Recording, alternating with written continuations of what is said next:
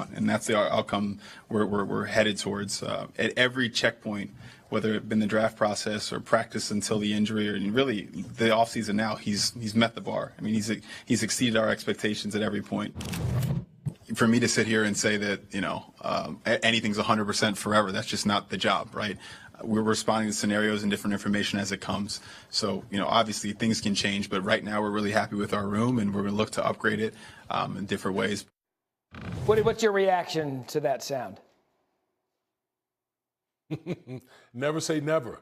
The whole notion earlier reports that, the Minnesota Vikings have moved off of Aaron Rodgers. That is not the case, because I thought that was a word salad by the GM right there. The door is slightly open for Aaron Rodgers to come through and walk in that door and be a Minnesota Viking.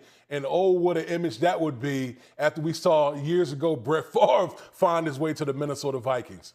Hey, D-Wood, I'm just curious. How do you feel about word salad? Do you like eating word salad or not? Yeah, I'm not too big on salad, so word salad wouldn't do anything for me. Even if it's got balsamic vinaigrette, we're going to word salad. I mean, but did he translate that correctly? Yeah, I mean, basically, what the Vikings are saying is J.J. McCarthy is our guy. Yeah. We're moving forward with him.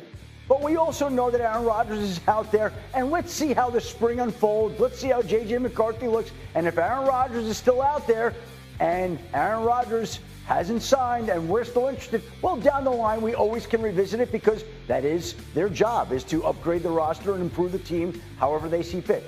They're not thinking like that right now. Right. They intend to go with J.J. McCarthy, but they also know that Aaron Rodgers is out there, and Aaron Rodgers knows that he's out there, and until he signs, there's still that idea that somehow, some way, you don't know what's going to happen there. Which, by the way, their intention was J.J. McCarthy last year, and then he got hurt, and Sam Darnold came up and had a career year, and now he's in Seattle. Damian Woody, though, do not sleep on a wedge salad. Wedge salad, for my money, best in the business. Wedge salad over word salad anytime. He knows. Can I add some bacon to it? That's the only way to do it. Of course you can. Woody, we'll talk to you guys in a bit. Adam Schefter, great stuff. Is live this morning. We see Cam Ward and Shedeur Sanders both getting taken in the first round. Meanwhile, Jackson Dart slipping to the second round and ranks as the third best QB on Matt Miller's list, with Quinn Ewers and Tyler Shuck rounding out the list at 4 and 5, respectively. There's a quarterback who was drafted many years ago who now has a new team. It's Russell Wilson. And he spoke yesterday on the potential of the Giants drafting another QB. Every NFL team nowadays have 2 to 3 quarterbacks, usually 3 nowadays. And so, obviously, right now we have Tommy DeVito, we have Jameis and myself, and we're just excited to get to work. And so, the great part about professional sports is constant change, there's constant movement and everything else. If we draft a quarterback, we'll make sure that he does everything he can to be ready to go and be prepared with his mentality. But for me, it's about the process of winning. I'm focused on winning. All right, we're focused on Adam Schefter and Damian Woody, who join us this morning. How about it, Adam? What are you hearing about the Giants' interest in drafting a quarterback with that third pick, even after signing Russell Wilson and Jameis Winston this offseason? Randy, that won't change their appetite to get a quarterback if the right quarterback is available. I would imagine the Browns and the Giants both will be inquiring to see if they can trade up to the number 1 slot to get a chance to draft Cam Ward if the Titans are willing to move off him, which we haven't seen so far. If the Browns or Giants could do that, I would expect that they would both be highly interested in Cam Ward from Miami. The interesting part will be if the Giants can't get up and they're at number 3, would they feel strongly enough about Shedeur Sanders at number 3 to consider drafting him in that slot? But I don't believe that the addition of Jameis Winston and Russell Wilson would alter their feeling on drafting a quarterback early if it is the right quarterback. Damian, if you're the Giants, so this is playing would or wouldn't you again, would you or wouldn't you draft Shedeur Sanders at number 3 overall? Well, I would probably wait. I would probably go with one of the other elite prospects. Remember, owner John Mara, emphasized that they need to win now. They need to win this year.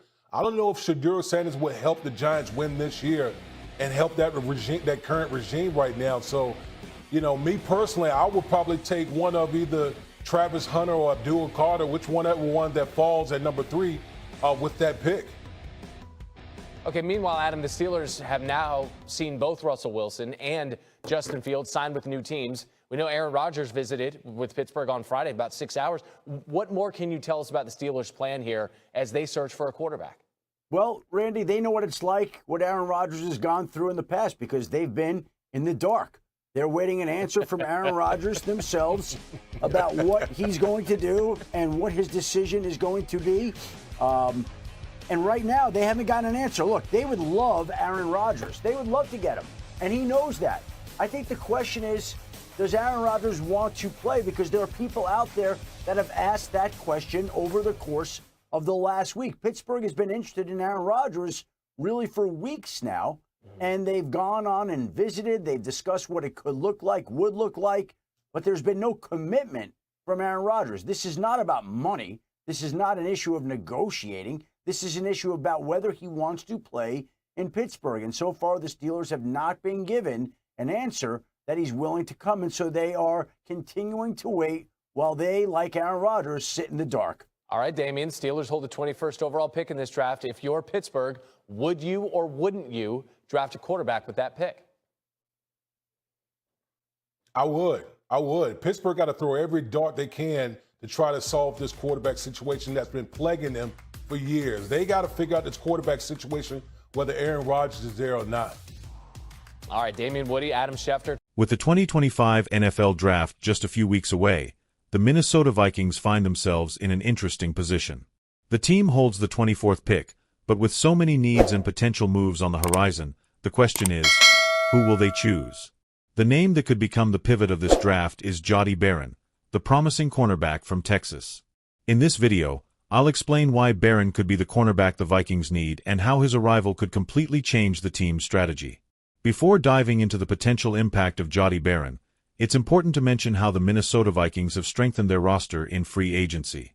With key additions like Byron Murphy Jr. and Isaiah Rodgers, the team has made significant strides to improve their secondary.